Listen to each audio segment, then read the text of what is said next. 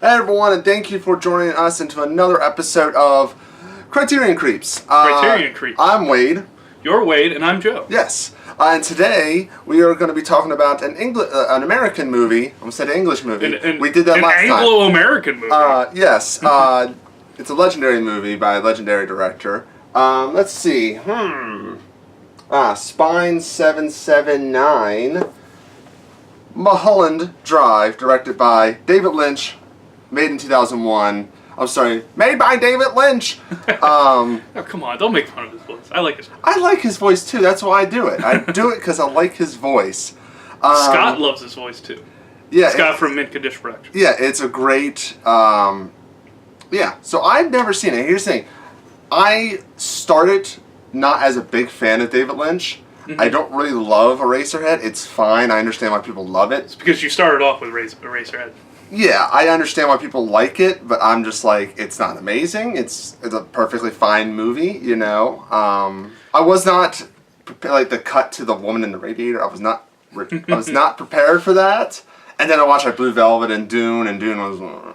And then I watched Twin Peaks. You can say it. Dune's bad. And I watched Twin Peaks, and I love Twin Peaks. And then I started watching Twin Peaks Returns, and then I watched this, and I realized that the new season of Twin Peaks is very Mulholland Drive.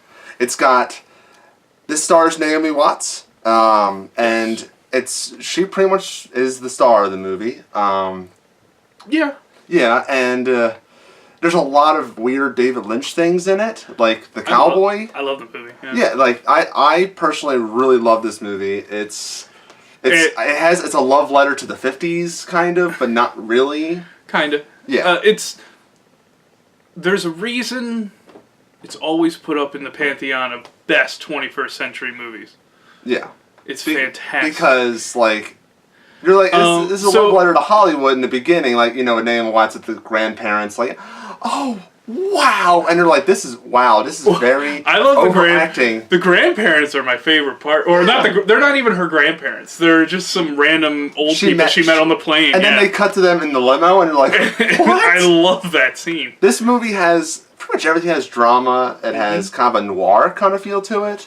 Yes, yes it does. It has, you know, classic David Lynchian twists and turns, like the Silencio, the theater. That's very David Lynchian. Well, to counter you, I never started with Eraserhead. I started with The Elephant Man, of all things, which is a great movie. I've seen Dune. I've seen Blue Velvet, which I love, and then I end up with this one, and it's a David Lynch movie, all right. Yeah. It's not so. I like to think of a scale. Let me get this correct here. Yeah. The scale here. So on this end, at the low end, you've got Elephant Man and Dune, right? And then you get to the top of the Lynch scale, and you're at Eraserhead. Yeah. So this is probably right in the middle. Yeah, I feel like this is a good entry level for David Lynch. Very good entry. Eraserhead is not. This one is, and I would say if you're willing to take the plunge, this would be a good one to start with your extra Lynchian stuff. Yeah, like and Twin Peaks is also a good introduction. Yeah, it's a fun. It's just like it's very serious in a lot of parts. But then it's really funny.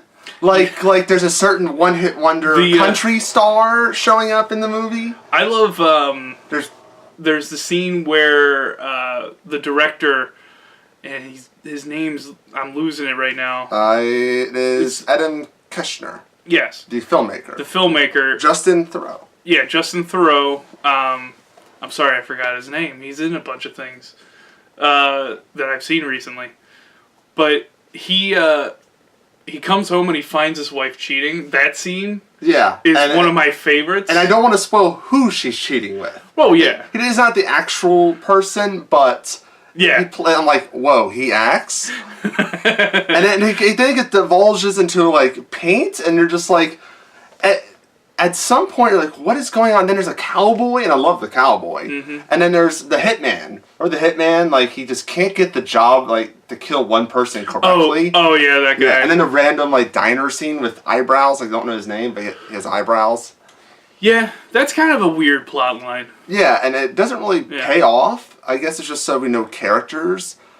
Because there's something happens in the middle that totally changes everything. And it makes you think, like, this after watching it a second time, that first half makes a lot more sense on why it's shot the way it is. Well, and also we're talking about it, and we said Naomi Watts is the star of the movie. She's the main protagonist we follow. These are kind of your Pulp Fiction, Tarantino-esque other plot lines that intersect with it. Yeah. Like Coco. Naomi Watts plays an actress. She just moved to Hollywood for the first time from a very small Midwest city. And she's full of hopes and dreams and aspirations and positivity. And She's Golly Willikers Hollywood. And so, over the course of some auditions, starts breaking down a little bit. She comes across another actress who is actually successful. But that particular actress had something go wrong, and her memory is gone. So, at the same time, she kind of jumps right into this kind of mystery of who is this woman? Yeah. And it just kind of spirals its way down the and the narrative just totally changes. Yeah. And the acting changes with the narrative as well. And it really... This is why Naomi Watts really stands out. It's just like, boom. She's fantastic in the movie. Yeah. Like, she's... For highlights in the movie, she's a highlight. I really like the look of... I like the look of it. I like the... It's the... pretty much, like, Hollywood is like a character in its own. Like, yeah, and it's kind of the Mulholland seedy kind of Hollywood, too. Yeah. Not unlike, when you watch, like, Collateral or Drive. Yeah. It's kind of got that kind of feel to it. Yeah, and the Silencio Theater. I forget what the actual name was, but I call it the Silencio Theater with Rebecca Del Rio performing that song. That might be my favorite. That might be my overall favorite scene of the movie. She might do a performance in the new Twin Peaks season. Just say. That's cool. Yeah. But it's the No Eye Banda scene. Yeah, like that. It's so good. Yeah, and so would you? You know the story about that woman who sang the song? No. She it was just somebody that they knew, and she just went to David Lynch's house one night and sang the song. And he was like, "You're in the movie." Yeah, you're in the movie. It's great. It was something along those lines. So would you buy it, rent it, or skip it? Buy it. Buy it. Simple. Yeah. I'm not even gonna. I'd buy it too. It's up there. It's. I'll say it's a movie that everybody needs to watch once. It doesn't jump into a David. It's like David Lynchian stuff could just be turn people off. Mm-hmm. But it doesn't start that way at all. No. He just kind of sprinkles it in there a little bit. And then especially at the end, when he does, like, the effect of people running. The old people. Okay. Yeah.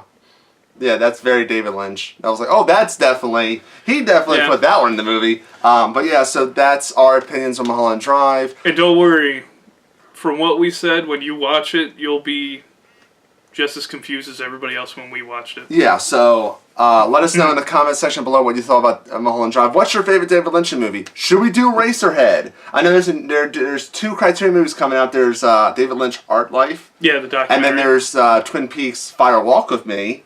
Yes. Yes. So those movies are coming out soon. We might want to review them. Let us know down in the comment section. Be sure to subscribe to get more Criterion creeps, get more video shames, get more comic book roundup, more anything. Condish Productions. It's a lot of stuff, Wade. It's a lot. It's all free. And follow us on Twitter at McCondishMCP. Until next time, stay classy.